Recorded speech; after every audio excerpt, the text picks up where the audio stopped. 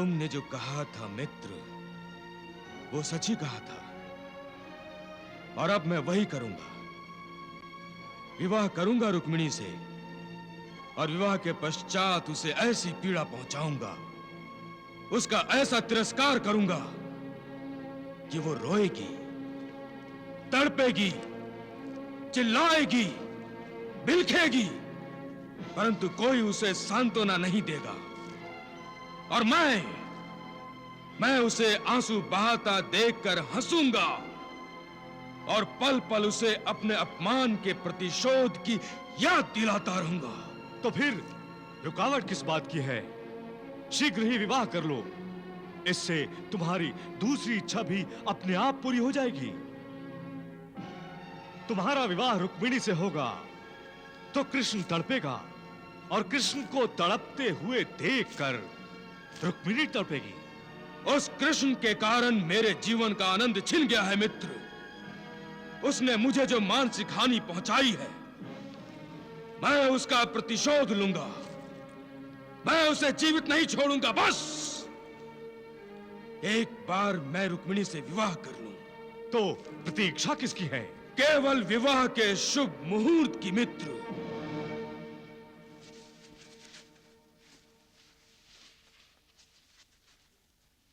महाराज, 3 माह तक यह विवाह संभव नहीं है। क्यों? क्यों? शुभ मुहूर्त उसके पश्चात ही है युवराज। नहीं नहीं पुरोहित जी, हम अगले माह से विवाह कर देना चाहते हैं। युवराज, मेरे विचार में आप ऐसा ना ही करें तो अच्छा है। पुरोहित जी, आपके विचार में अगर अगले मास विवाह हो जाएगा तो क्या शुभ हो जाएगा? हाँ, क्या शुभ हो जाएगा? क्रोध मत कीजिए युवराज। क्रोधवश शुभ अशुभ में अंतर दिखाई नहीं देता। ज्योतिष एक सिद्ध विज्ञान है। चंद्रमा का प्रभाव जब सागर के जल पर पड़ता है तो ज्वार उठता स्पष्ट दिखाई देता है। उसी प्रकार सारी सृष्टि में ग्रहों और नक्षत्रों का प्रभाव जड़ और चेतन दोनों पर पड़ता है। आने वाले 3 मास तक राजकुमारी के ग्रह नक्षत्र सुखदायी प्रभाव नहीं डाल रहे हैं। कोई भी अपघात हो सकता है, अकारण मृत्यु समकष्ट हो सकता है। बस पुरोहित जी, बस, चाहे कुछ भी हो, हमें रुक्मिणी का विवाह करना है, चाहे उस पर कुछ भी क्यों न बीते,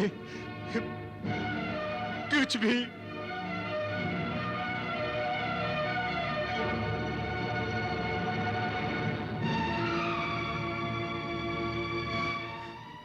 रुक्मी, हम प्रतीक्षा करेंगे। मुहूर्त 3 मास बाद का ही ठीक रहेगा।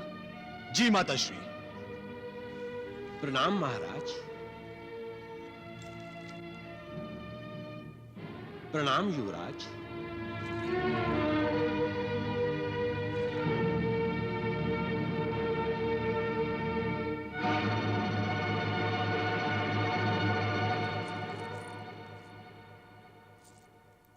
आप एक बार फिर से सोचिए स्वामी। राजकुमारी रुक्मिणी यदि चेदिराज से विवाह करना नहीं चाहती तो बस, इस विषय में निर्णय लिया जा चुका है भामिनी, और अब तुम कृष्ण के पक्ष में कोई भी बात नहीं कहोगी। और यदि तुमने कृष्ण के पक्ष में कोई भी बात कही तो यह विदर्भ के हित में नहीं होगा, और जो विदर्भ के हित में नहीं होगा वो राजद्रोह समझा जाएगा। और राजद्रोह का स्थान राजभवन में नहीं होता है, कारागृह में होता है, समझी? कारागृह में। हाँ।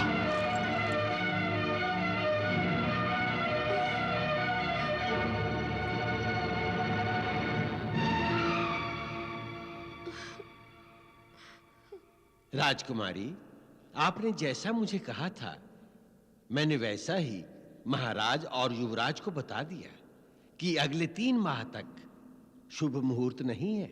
मैं आपकी ऋणी हूं पुरोहित जी। राजकुमारी, मन ही मन मैं भी आपका विवाह द्वारकाधीश से ही चाहता हूं, परंतु युवराज रुक्मी को कब तक टाला जा सकता है? 3 माह बाद फिर कोई बहाना ढूंढना पड़ेगा आपको। पुरोहित जी, जो द्वारिकाधीश चाहेंगे वही होगा। नहीं महामंत्री, नहीं, वही होगा जो मैं चाहूंगा।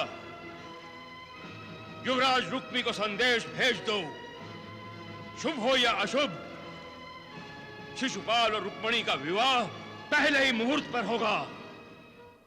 चारों ओर संकटों के बादल छा गए हैं। मुझे विवाह के लिए विवश किया जा रहा है।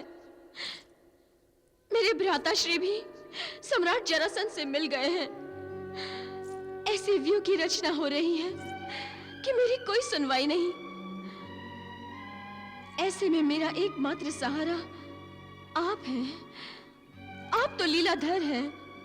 आप ही कोई ऐसी लीला रचाइए कि मैं इस चक्रव्यूह से निकलकर आपके पास पहुंच जाऊं, अथवा आप स्वयं कुंडिनपुर आकर मुझे ले जाइए। मेरा पूरा ध्यान एक आप ही पर है प्रभु, एक आप ही पर है।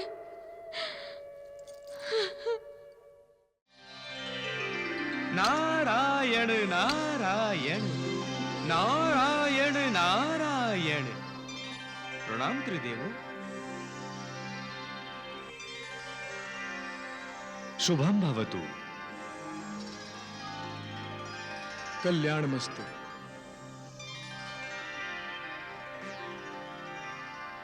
आओ वत्स। तीनों लोकों का भ्रमण करते करते कोई समाचार मिला हो तो कहो। नारायण नारायण। विधाता, लीला आप त्रिदेव करते हैं और मुझसे समाचार पूछ रहे हैं। सृष्टि का निर्माण भी आप करते हैं और विनाश भी। आपकी इच्छा के बिना पेड़ पौधों का पत्ता तक नहीं हिल सकता, और सृष्टि का समाचार मैं बताऊं आपको? नारायण नारायण। देव ऋषि, कुंडिनपुर में तो गए थे ना आप? अब आपसे क्या छिपाऊं त्रिनेत्रधारी। गया तो था, किंतु देवी रुक्मिणी की व्याकुलता देख नहीं सका। प्रभु की शक्ति रूपा मनुष्य रूप धारण करते ही इतनी विवश कैसे हो गई, यह मैं देख ही नहीं सका। क्या वो ऐसे ही विवश रहेंगी विधाता? मनुष्य के लिए जब दशों दिशाओं के द्वार बंद हो जाते हैं, तब वो परमेश्वर का द्वार खटखटाता है नारद। देवी यही तो कर रही हैं पितामह, यही कर रही हैं देवी, किंतु प्रभु ने कान ही बंद कर लिए हैं। देवर्षि,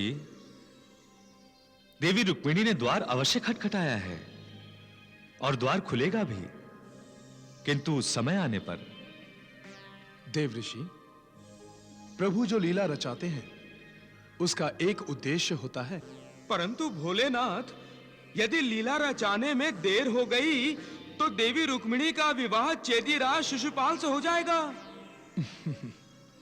अभी अभी तो आपने स्वयं कहा था कि प्रभु की इच्छा के बिना पेड़ पौधों का एक पत्ता भी नहीं हिलता।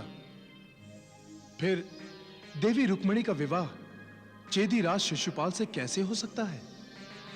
देव ऋषि, ये जो लीला रचाई जा रही है, ये अनेकों का अहंकार नष्ट करने के लिए रचाई जा रही है। रुक्मिणी स्वयंवर के माध्यम से जरासंध, शिशुपाल, दंतवक्र, शल्य रुक्मिणी आदि सभी अपने आप को अजय और अमर समझने वालों को यह दर्शाया जाएगा कि वस्तुतः वो कितने बलहीन हैं। यदि वो ये समझते हैं कि वो भाग्य बदल सकते हैं, तो ये उनकी मूर्खता है, वो विधाता नहीं है। देव ऋषि, प्रभु उन्हें यह संकेत देना चाहते हैं कि जो भी विकारों का प्रतिनिधित्व करके अपने मन पर अंकुश लगाकर निराकार परमात्मा की शरण में जाता है, तो विकार उसका बाल भी बांका नहीं कर सकते। हाँ, अब समझा। नारायण नारायण नारायण नारायण।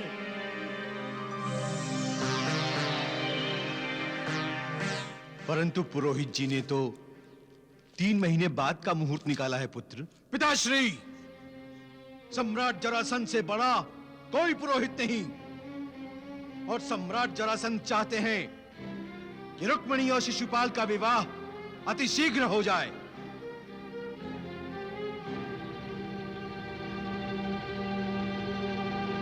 उन्होंने अगले मास की पूर्णमासी का मुहूर्त निकाला है, जो सर्वथा उचित है। परंतु स्वामी, कोई किंतु परंतु नहीं सुनना चाहता मैं। पिताश्री, आप अपनी सुपुत्री का विवाह का निमंत्रण भेज दीजिए। और हां, हम उस ग्वाले कृष्ण को भी निमंत्रित कर रहे हैं। उस ग्वाले कृष्ण को भी पता चलना चाहिए कि रुक्मिणी उससे नहीं, शिशुपाल से विवाह कर रही है, शिशुपाल से।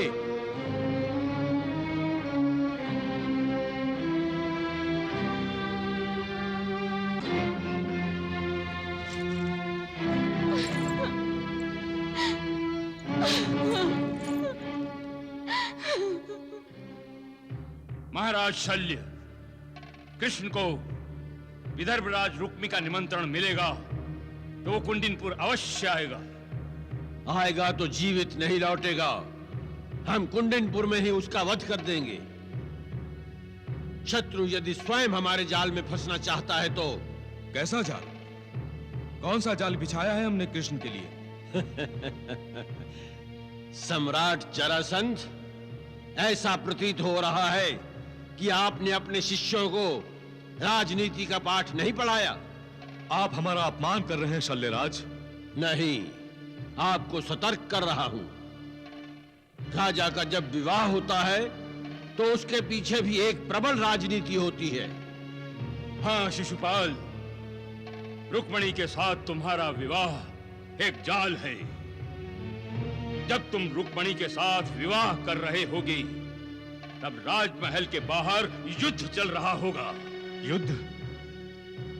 हाँ, जब कृष्ण कुंडिनपुर आएगा तो हम सब मिलकर उस पर आक्रमण करेंगे और उसका वध कर देंगे। इसका अर्थ यह हुआ काकाश्री कि आप शिशुपाल और रुक्मिणी के विवाह में बाधाएं खड़ी करेंगे?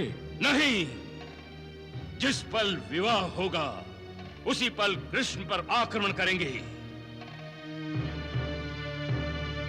इसलिए करुषराज, चेदिराज, रुक्मिणी विवाह पर हम सब अपनी अपनी सेनाओं सहित जाएंगे।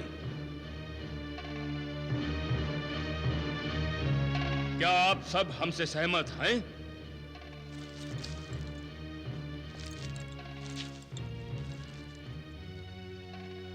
काकाश्री, मैं चेदिराज से पहले आपका पुत्र समान शिष्य हूं। आप जो भी सोचेंगे मेरे भले के लिए सोचेंगे। कृष्ण मेरा भी शत्रु है, किंतु यदि वो आपका मित्र होता तो मैं भी उसे अपना मित्र मानता। आप जो भी करेंगे काकाश्री, मैं उससे अनुग्रहित होऊंगा।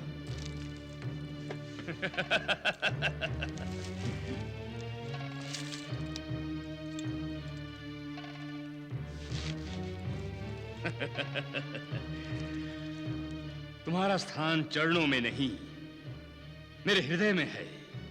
काकाश्री,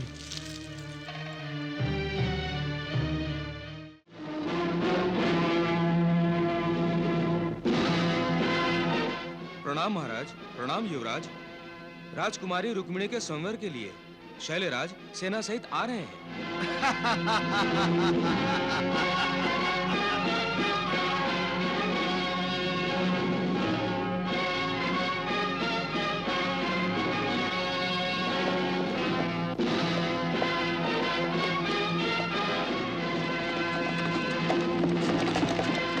महाराज, युवराज, सम्राट जरासंध सेना सहित कुंडिनपुर आ रहे हैं।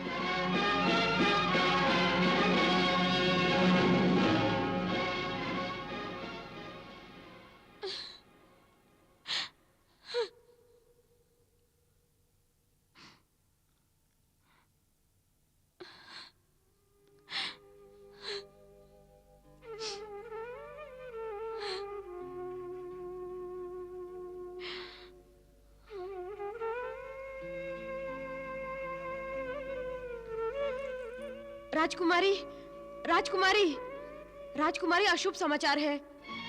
द्वारिकाधीश के सभी शत्रु अपनी अपनी सेनाओं के साथ कुंडिनपुर आ रहे हैं। तो स्वयंवर में जीतने के लिए सेना कौन लाता है? तो सेना युद्ध के लिए लाई जाती है। हाँ, स्पष्ट है, स्वयंवर में सम्मिलित होने वाले इन राजाओं का उद्देश्य कुछ और है।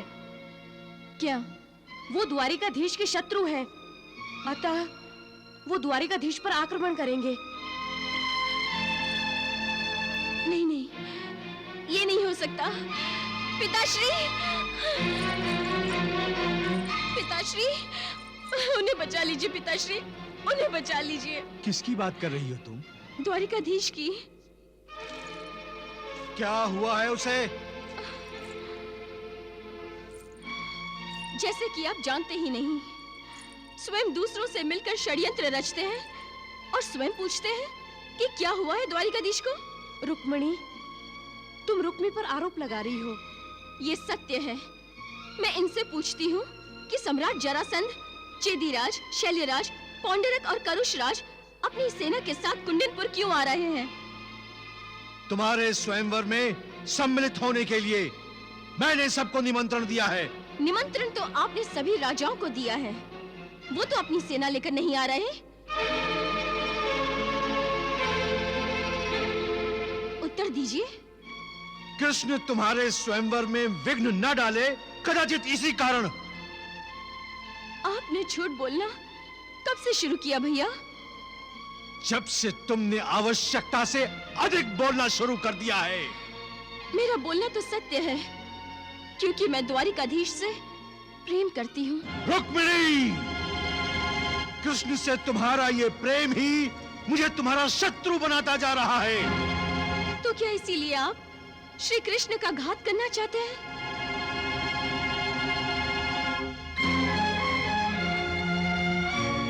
क्या रुक्मणी जो कह रही है वो सत्य है स्वामी? कहो पुत्र, भामिनी के प्रश्न का उत्तर दो। भैया उत्तर नहीं देंगे माताश्री। मैं बताती हूँ, भैया द्वारिकाधीश से द्वेष करते हैं, तिरस्कार करते हैं उनका।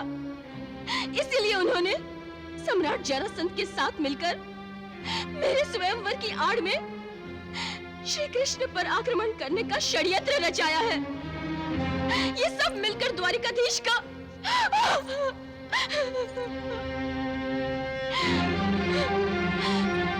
पिताश्री, आप तो महाराज हैं। आप भैया को आदेश दें कि वो द्वारिकाधीश की रक्षा करें। शत्रु की कोई रक्षा नहीं करता। परंतु द्वारिकाधीश शत्रु है हमारा वो। जो सम्राट जरासंध का शत्रु है, वो हमारा शत्रु है।